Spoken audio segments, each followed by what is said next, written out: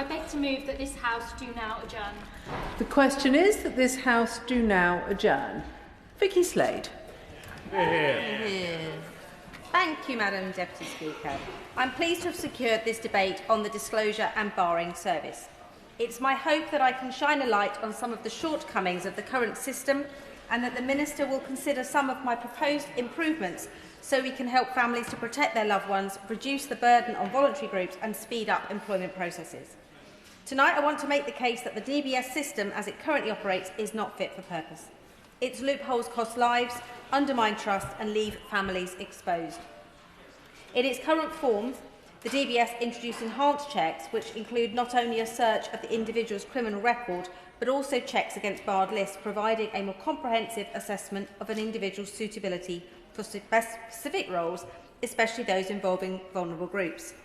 It's an integral part of employment in appropriate sectors and should offer assurance to families as well as employers and voluntary organisations. When a parent drives away from a dance class, a scout group or a swimming lesson, they assume that the organisation has established that the employee or volunteer has no criminal record and does not present a risk to their child. At the heart of the problem, though, is this. Thousands of roles involving unsupervised contact with children or vulnerable adults are eligible for DBS checks but are not required to have them. Eligibility in itself is not protection, and families assume protections exist that simply do not. I want to start by sharing the tragic story of Lauren, a promising performer who lost her life in 2020 after an accidental drugs overdose. In November 2019, 2 separate safeguarding allegations were made about someone relating to the supply of Class A drugs to Lauren and her friend. That person was eligible for, and in my view should have been required to undergo, enhanced DBS clearance. But it seems the relevant information never made it to the disclosure and barring service. The teacher continued to work with the children and allegations of other inappropriate activities were later made. Sadly, Lauren had by now been exposed to drugs and become involved with someone who continued to supply her with them, and by August 2020 she had died. When I made inquiries, DBS could find no record of the organisation, so I could not establish if the teacher was registered or not, or even whether the organisation had obtained checks on any of their other staff. The Disclosure and Barring Service told me they have no jurisdiction over whether an employer or safeguarding lead should take action. Their role is only to record whether the legal duty to refer an incident has been met. They told me that any failure to investigate lay with the employer and whoever regulated the employer. But as there is no regulator for dance schools, I met another dead end. This raises 2 issues. Firstly, is it appropriate for someone who provides hands-on, unsupervised sport or dance activities without the expectation of an enhanced DBS check? Secondly, is there not a right for parents to know whether someone undertaking such work has clearance to work with children and vulnerable people? We don't really give away. Of course. Madam Deputy Speaker, first of all, can I commend the Honourable Lady from Mid-Dorset and North Poole for bringing this forward. I spoke to her beforehand, very important subject, and she raises incredible issues. Does the Honourable Lady not agree that child safety must be paramount and government needs to clarify both paid and voluntary sector rules? For example, how often should screening be done? How often should mandatory child protection be carried out?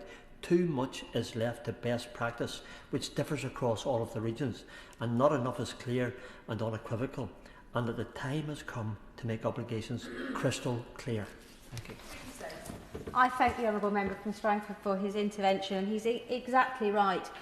There are assumptions being made around the country. I'm the mother of 4 children, and I assumed as I dropped my children off that everybody had to be DBS checked. The idea that that is not strictly the case fills me with dread. And having talked to the people from Gigi's campaign this afternoon about nursery safety, and I shared this with them, they were horrified.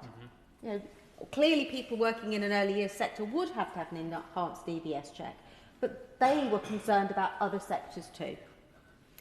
I'm sure the Minister can understand that Lauren's grandfather Poole, who brought this case to my attention, and Lauren's parents remain concerned that if the coach had been reported to DBS at the time of the original allegations and potentially withdrawn from working with children, Lauren, who was described as a talented singer and dancer with the world at her feet, may not have been introduced to illegal drugs and could well have been continuing to enjoy a very bright future.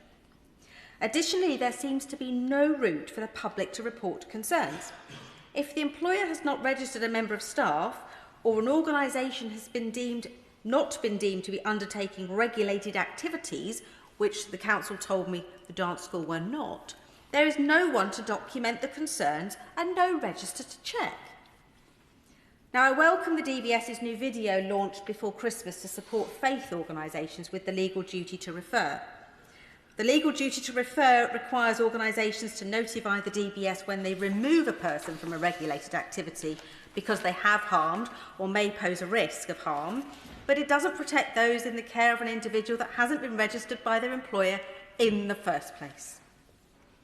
I also welcome the changes made in the Crime and Policing Bill, which will close the loophole for supervised staff, ensuring that they will be eligible for checks against the Children's Barred List. And I welcome the Minister's work to ensure that this happened earlier on last year. They are positive steps, but again, I would like to pose two questions.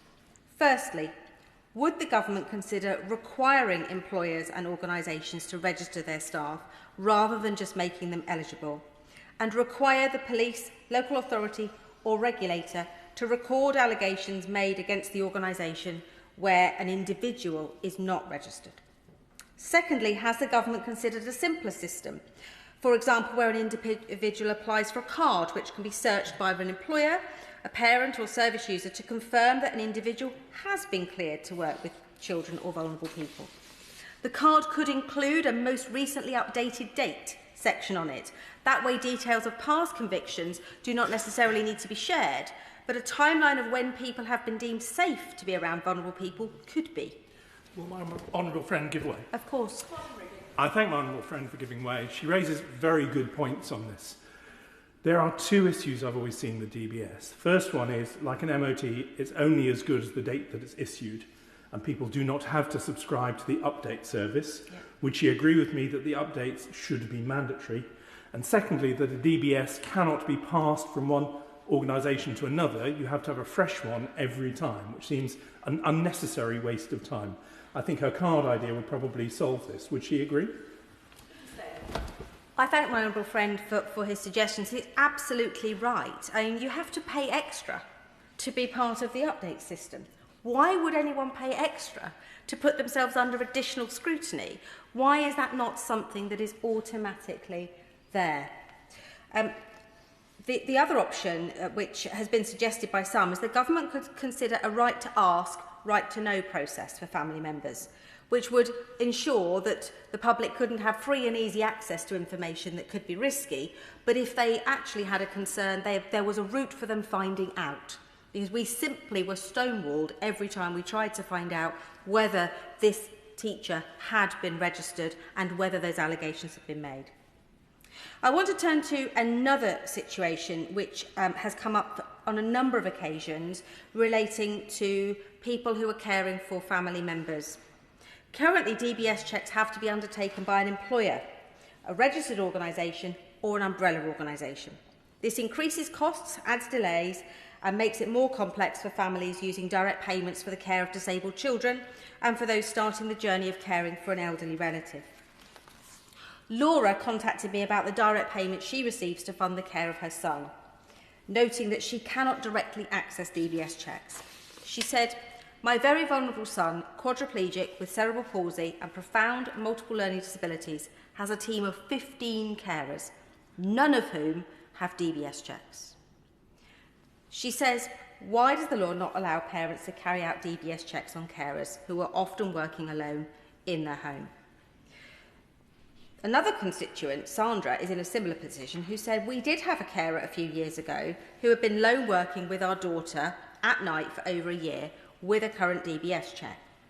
We had a call from Child Protection Services. The carer had tried to smother her own child.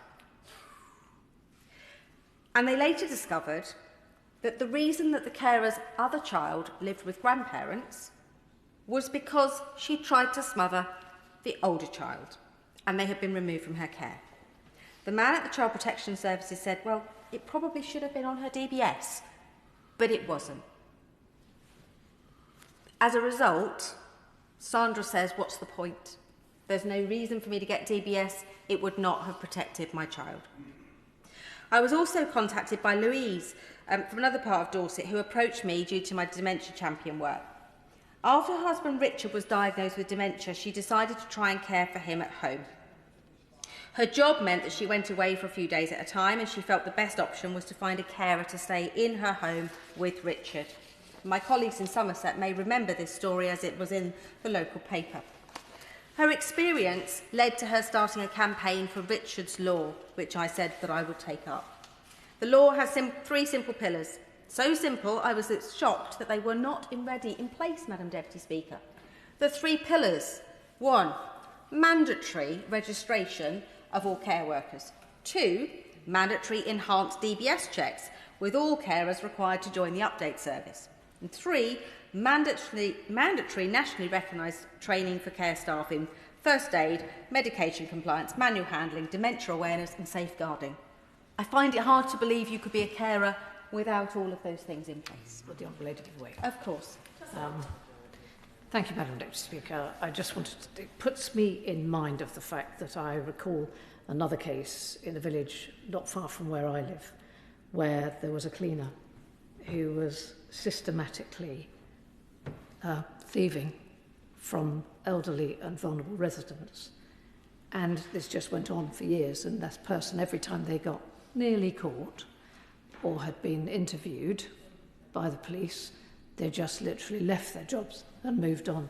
And this is exactly why we need to do something to make sure that the system is far better, because elderly and vulnerable people have absolutely no way of being absolutely certain that when they give somebody their card to go and get some money so that they can pay the carer, that something doesn't go desperately wrong and the rest of their money disappears.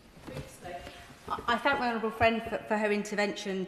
Today, a headline in the Bournemouth Echo is another case of a carer who stole £125,000 from an elderly person.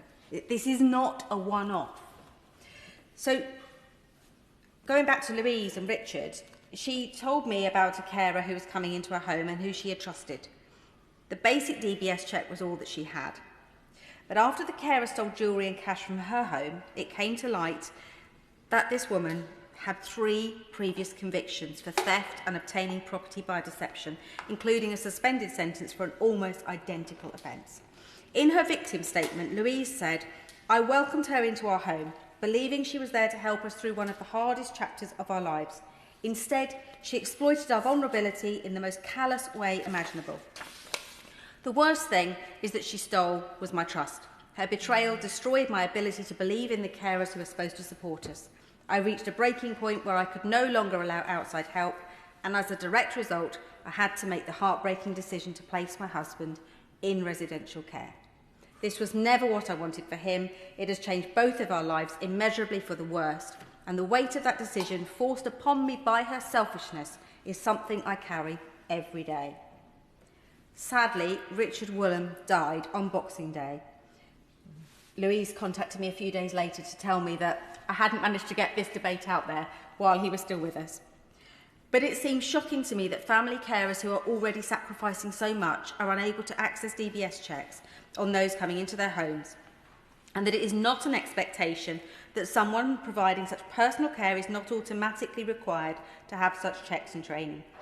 Provision of personal registration would allow those who are working directly for their employers, be they carers, cleaners, tutors, babysitters, drivers or personal trainers, particularly with families who are home educating their children, to provide security for families and to work across multiple employers with ease. Finally, over the last few months, we've spoken on numerous occasions in this place about improving the service provided by government agencies.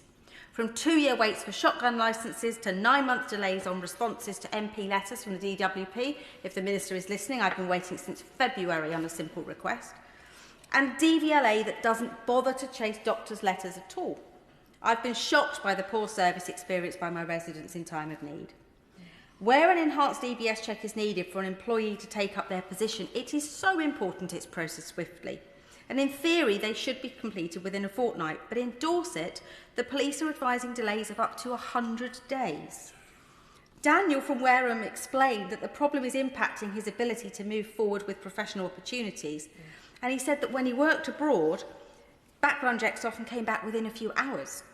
He said the current manual processes feel so outdated and inefficient, especially when so many people, students and employees, need these certificates to do their jobs and complete their studies. Will my honourable friend give way? Of course.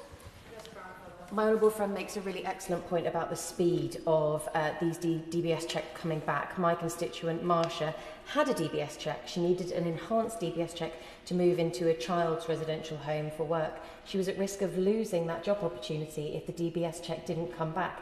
And when it taken 7 months to get the original DBS check, she had very little faith that it was going to arrive on time. Does my honourable friend agree with me that when you are looking for job opportunities, you need to be able to respond quickly? My honourable friend makes a great point, and it's exactly the situation that Tabitha from Wimborne told me about. She said, I'm desperate to work. This is a huge problem, not only for my life and finances, but for others out there who, like me, are waiting for more than 3 months. She said, I've been a teaching assistant previously, and all my previous DBS came back within a month. She said, this is absolutely ridiculous. Dorset is not alone. Across the country, families, volunteers and employers face similar failures, delays, loopholes and an opaque system that simply doesn't keep pace with modern care and employment. So, Madam Deputy Speaker, the Disclosure and Borrowing Service exists to make recruitment safer and to protect vulnerable people from those who may present a risk. These are both worthy aims, but the system is not working. We need mandatory registration of anyone working with children and vulnerable adults, mandatory enhanced DBS checks and use of the update service, a central individual held clearance card, a public mechanism to report concerns, the ability for families directly employing people to access DBS checks themselves, faster processing times via a digital service, and a review of the regulated activity definition. These failures are not administrative inconveniences. They are risks to life and safety, and they reduce productivity too. The people I've spoken to tonight have paid the price for a system that is too complex, too slow, and too optional. We owe it to them and to every family needing someone to support to build a DBS system worthy of the trust that people place in it. Yeah. Thank you, Madam Deputy Speaker. And thank you very much to the Honourable Member for Mid Dorset and North Poole for securing this debate on an important issue. I am grateful to her and to all others who have contributed this evening. A good amount of ground has been covered, even in a relatively short time available, so I will answer various points that have been made. But I first ask the House's indulgence as to set out some factual background of the disclosure and barring system. The wider disclosure and barring regime is there to protect children and vulnerable adults through disclosure of relevant criminal records, helping employers to make informed recruitment decisions about the suitability of an individual for working with these groups. It does so through criminal record checks, basic standard enhanced and enhanced with check of the barred lists, with increasing criminal record information disclosed at each level. The roles and activities that are eligible for the higher level criminal records check are set out in legislation owned by the Home Office and the Ministry of Justice. And during the last reported year, the DBS issued a total of 7.2 million certificates. The regime also allows for barring by DBS of those who are considered to pose a risk, as has been covered. And if someone is barred, they cannot work in what is defined as regulated activity in our legislation. As has been identified, regulated activity and institutions that are regulated are two different things. And I want to make that completely clear. Examples of regulated activity include teaching, supervising children and providing health and personal care to children and adults. It doesn't matter whether it's voluntary or otherwise. Through these arrangements, DBS ensures that those it has barred cannot work in those roles and provide access to these vulnerable groups. DBS's most recent annual report states that there are 104,000 individuals on its children and adults barred lists. And I should note that the disclosure and barring regime is not, as the Honourable Gentleman pointing out, a vetting regime. It focuses on providing employers with information, whether around persons' criminal records, relevant police information or barred list status. which can support robust suitability decisions whilst allowing ex-offenders to get back into work and employment. As Parliament and the public would expect, the regime is kept under review to ensure it is effectively delivering on its key objectives. And I am always keen to hear around suggestions, especially those that the Honourable Lady has laid out that are based in, as my children would say, IRL, in real life with regard to our constituents. We are, for instance, bringing in changes to respond to the DBS-related recommendations from the ICSA inquiry. First, we have a measure in the Crime and Policing Bill which will prevent those on the barred list from working closely with children, even if in supervised roles, so if they are working alongside somebody who has a DBS.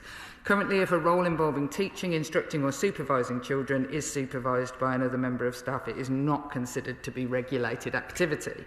Under the legislation, this means that an employer can ask for an enhanced DBS check only, which does not include the check of the barred list. This creates a risk that a barred list individual could work as a volunteer in a school or as an employee in a youth club and other settings if they are supervised.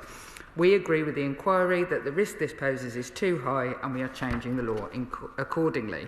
Secondly, we are enabling self-employed or personal employees to access higher level DBS checks if they work with children or vulnerable adults. And this will come into force this Wednesday. Completely coincidentally, but it is happening on Wednesday. Before we made this change, those such as private tutors or paid personal carers could only access a basic DBS check themselves, whilst their counterparts in settings such as schools or care homes would be expected to get the highest level of DBS check. I will give way. Thank you, Madam Deputy Speaker. I thank the Minister for what she says.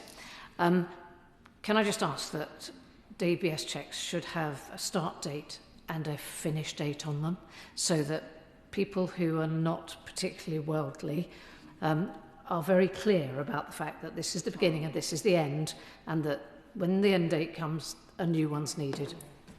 I will come on to it, I suppose, when I pick up on some of the issues of portability from one person to another. But from Wednesday, those hiring personal carers for family or engaging private tutors will have the same high level of check with the same level of information, including whether a person is barred by the DBS. Third, we have enabled the disclosure of, of an individual's barred list status on the International Child Protection Certificate. Go for it. I thank the Minister for giving way. I wonder if the Minister could clarify whether those individuals will have to go through some of these umbrella agencies who can charge a lot of money, so there's a cost differential for those individuals. No, it's a very, very good question, and actually there seems to be a bit of a discrepancy. I know in the Honourable Lady's case, when looking through different regulated systems to get people checked in her own area, she was found wanting. An individual family will be able to, or somebody who wants to employ a tutor or a carer who is on a self-employed basis, whether that's through direct payments, will be able to see the enhanced check and do the enhanced check themselves. So, without knowing it, I have to say, paying tribute to Richard and the campaign of his brilliant wife, Louise. She's absolutely on the money. Also, the right to ask being a fundamental part of that, so that actually parents have the power now, if your child is going, will from Wednesday, not now, if you give me 48 hours, if I was sending my child to a tutor, which I have done, like many people across the country have done, I would be able to ask if they had had an enhanced check and be able to have access, not necessarily to all the information, but we will be able to ask the employer as well, putting scrutiny on the employers to ensure that they are doing it, and parents will have that power. As I said, we have also understanding that child protection is international. The ICPC issued by the ACRO Criminal Records Office is used for individuals looking for work with children overseas, and we have changed the relevant legislation on the 18th of December, reducing the risk that an overseas employer unknowingly hires a barred person to work with children, thereby meeting the third of the inquiry's recommendations relating to disclosure of criminal records. Overall, our approach is underpinned by an unwavering commitment to safeguarding through the proportionate disclosure of criminal record and relevant information. It is, of course, important that we listen to and, where necessary, act upon any concerns raised by individuals or individual members of Parliament and sectors that interact with the regime. The Honourable Lady asked really some specific questions with regard to requirements. I will quickly give way. Thank you. Thank you, Madam Deputy Speaker. The Minister was referring to the fact that they'd be able to check somebody who had a problem on their DBS clearance if they were going to work abroad. Will that work in the reverse? So if, for example, somebody's trying to employ an au pair from another country, I don't know whether you can even do that anymore, but whether they can be checked before they come in and work with one's children. I will get back to the Honourable Lady on the specifics of that. This is really specifically about people who are barred from working with children and ensuring that we have enhanced international knowledge sharing. To the cases that were raised by the Honourable Lady, like not knowing that somebody had already got all of these is a real failure in the system. The Honourable Lady specifically, and I want to give some attention to the issue of requirements that she calls for. The disclosure and barring system is a system that does one thing. It is not the regulator. It does not regulate services. It gives information to employers to ensure that people have the right information. The regulation of individual activities sits with the departments and the institutions around this. So in healthcare, in residential settings, they would have certain rules. In the Department for Education, variously, they have different rules. It is we have to be very mindful, I think, that when we look at regulation, and certainly this has been the case in the work we are undertaking with the duty to report any cases of sexual abuse amongst children, is that making sure that you don't make a regulation so no one can ever start any sort of group, but that you have safeguards in place. But the regulation on requirements sits with the individual bodies within that, not with the DBS itself to say whether that should be. But I am absolutely open to those conversations about what should be and shouldn't be regulated in which way with regard to safeguarding. But I go back to the point where I started, is that regulated activity, and she asks for clarity to be written into guidance, and I will absolutely take that away, because regulated activity is activity where you are working with children and vulnerable adults.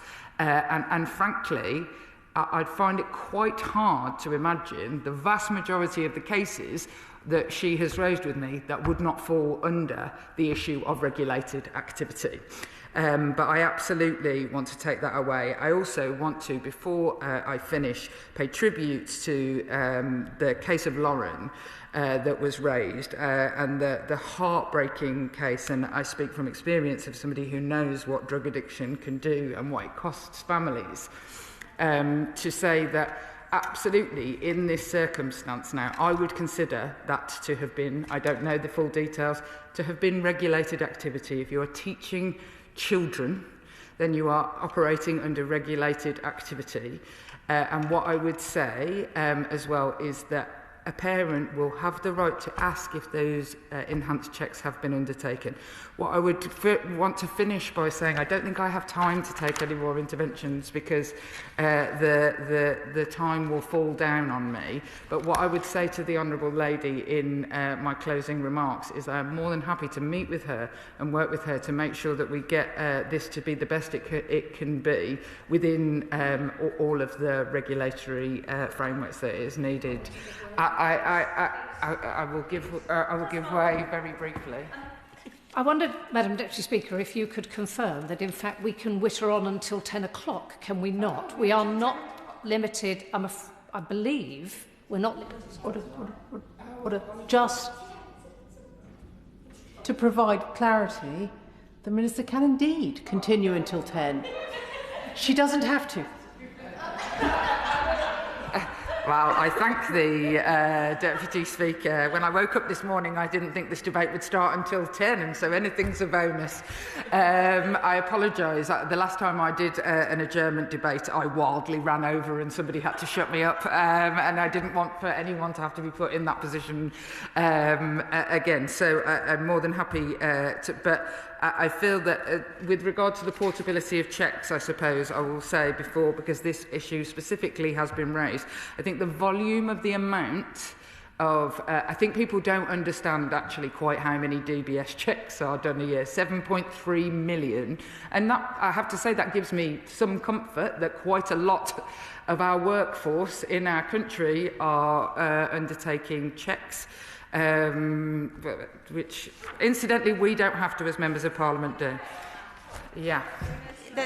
Thank you. That with there being 7.2 million checks being done a year, I'm sure that's multiple checks for individual people. I used to foster, and obviously I had very enhanced DBS checks for my fostering, but I then had to get a separate DBS check to undertake my work as a school governor, which really, frankly, as a foster carer, I was doing far more detailed stuff.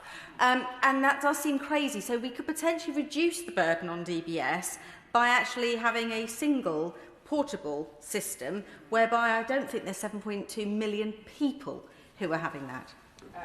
I thank the Honourable Lady, and we recognise that people may want to use their existing DBS check when moving from one role to another, the point that was exactly raised by the Honourable Lady on the front bench there, where the new role requires it. It is possible for employers to accept an existing criminal record certificate, but it must be for the same type of check in the same workforce. I mean, in the instance that the Honourable Lady has given, I can see that that is essentially, it's working with children. For example, an enhanced with barred list check for the children's workforce. So this is to ensure that the appropriate level of information is available. What we don't want is for a random DBS to have been done and for, like, as has been raised, just say, well, look, I've got a DBS. I too have had, I mean, more than, and I can count over the years of DBS checks. And with regard to the delays, what I would say is that the DBS works on KPIs of an 80% turnaround within 14 days, and it currently reaches 75%, and it has been progressively getting working on that and ensuring that it is done quickly. The enhanced check relies on police forces undertaking that work. And there can be a variety of reasons why some, and 7 months seems like a very long time, there can be a variety of reasons why that may arise. However, the vast majority are done within 14 days, and my own sons had an enhanced DBS the other day, and it came back in 3 days. I don't think they knew he was my son. Well, I thank the Minister greatly for giving way. I just want to pick up again then on the previous point that I made and whether these will have a clear end date on them. I have a secondary question if I'm allowed to do that, otherwise I'll rise again and intervene again. But if I may, I'll throw it in now, and that is, bearing in mind that number of 7.2 million, I wondered whether, and I don't expect an answer now, but it would be nice if we could have an answer. One of the problems that one finds constantly with police forces is that they're required to do checks and there's no ability to recover the full costs of what they're doing through the charging system. And one wouldn't, at that number of checks, 7.2 million, that's going to be very expensive. Do we know the cost of a single DBS check? Absolutely, we understand. And just to be clear, is that police forces are paid through the DBS system to undertake the checks. They are, the resources are given by the DBS system to police forces to undertake that specific piece of work, but I will ensure that the exact costs of that, and that comes under the cost of the DBS being undertaken, but police forces are provided with resource to undertake that. And with regard to I think that the issue over exactly how long a DBS lasts for there's no one simple answer in this regard, but actually the system whereby and we should encourage more people to be part of the updating system and the checking system. I have to say, this is a system that I think has been heavily scrutinised over the years and deserves that level of scrutiny. But I have seen real effort to make sure that it is the best that it can be and is the fairest that it can be. But always we are here to work for any improvements possible. Thank you. The question is that this House do now adjourn. As many as of that opinion say aye. Aye. The ayes have it. Order, order.